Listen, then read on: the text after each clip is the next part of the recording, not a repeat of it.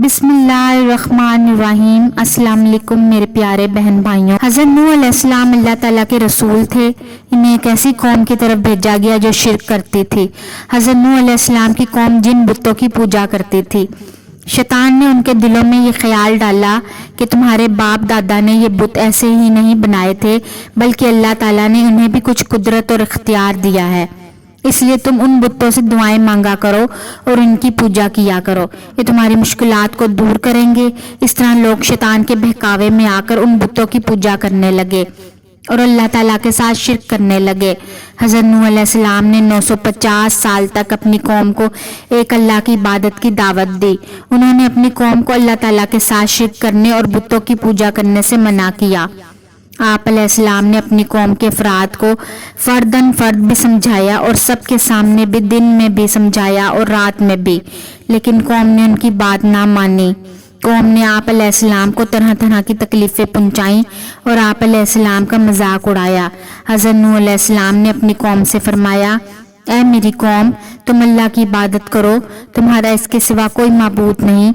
बेशक मैं तुम्हारे बारे में डरता हूँ एक बड़े दिन के अजाब से। सूरह अल अराफ आयत नंबर 59। आप अलैहिस्सलाम ने अपनी कौम से यह भी फरमाया, मैं तुम तक अपने रब के पैगामात पहुंचाता हूँ और मैं तुम्हें नसीहत करता हूँ और अल्लाह ताला की तरफ से वो जानता हूँ जो तुम नहीं जानते। कौम की मुसलसल नाफरमानी और उनके अजाब तलब करने पर अल्लाह ताला ने उस काफिर कौम को अंजाम तक पहुंचाने का इरादा फरमा लिया।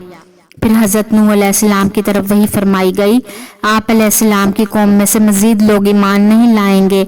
फिर आप अलैहिस्सलाम को एक कश्ती बनाने का हुक्म दिया। हज़रत नूह अलैहिस्सलाम ने यह कश्ती अल्लाह ताला के हुक्म और हदायत के मुताबिक लकड़ी के तख्तों और कीलों से बनाना शुरू कर दी। जब हज़रत नूह अलैहिस्सलाम ये कश्ती बना रहे थे तो काफिर कौम इनका मजाक उड़ा रही थी। उनका ख्याल था हर तरफ खुश्की ही खुश्की है, ये कश्ती कहाँ चलेगी। लेकिन हज़रत नूह अलैहिस्सलाम ने उनकी बातों की परवाह किए बगैर अल्लाह ताला के हुक्म पर अमल करते हुए कश्ती बना ली। जब काफिरों पर अल्लाह ताला के अजाब का वक्त आया तो अल्लाह ताला ने हज़रत नूह अलैहिस्सलाम को कश्ती में अपने घर वालों, ईमान वालों और जानवरों के एक एक जोड़े को सवार करने का हुक्म फरमाया। अल्लाह ताला के हुक्म से ज़मीन से भी पानी उबलने लगा और आसमान से भी पानी बरसने लगा और देखते ही देखते पानी तूफान बन गया और हर तरफ से पहाड़ जैसी मौजें उठने लगीं। हज़रत नूह अलैहिस्सलाम के 3 बेटे उनके साथ कश्ती में सवार थे, जबकि एक बेटा कश्ती से बाहर था। हज़रत नूह अलैहिस्सलाम ने उसे आवाज़ दी कि ऐ मेरे बेटे, कश्ती में सवार हो जा। उसने कहा, मैं पहाड़ पर चढ़ जाऊंगा, वो मुझे बचा लेगा। हज़रत नूह अलैहिस्सलाम ने फरमाया कि अल्लाह ताला के सिवा कोई बचाने वाला नहीं। अचानक एक मौज आई और उनका बेटा भी दिगर काफिरों की तरह गर्क हो गया। फिर तूफान के इख्तिताम का वक्त आया तो अल्लाह ताला ने ज़मीन को अपना पानी निगलने का हुक्म दिया और आसमान को पानी बरसाने से रोका। चुनांचे अल्लाह ताला के हुक्म से तूफान थम गया और तूफान का पानी खुश्क कर दिया गया। हज़रत नूह अलैहिस्सलाम की कश्ती एक पहाड़ जोदी पर जाकर रुक गई।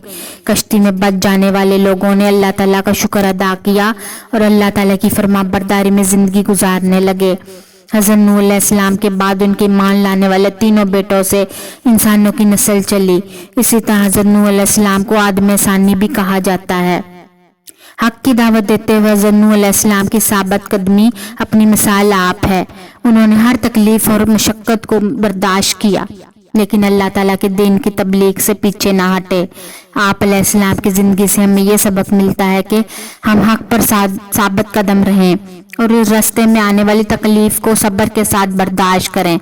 जब इंसान फैसला कर लेता है तो उसने गलत रास्ते को अख्तियार नहीं करना, तो अल्लाह ताला भी इसकी मदद फरमाता है। अगर आपको मेरी वीडियो अच्छी लगी है तो वीडियो को लाइक कीजिए और चैनल को सब्सक्राइब कीजिए। मिलते हैं नेक्स्ट वीडियो में, तब तक के लिए अल्लाह हाफिज।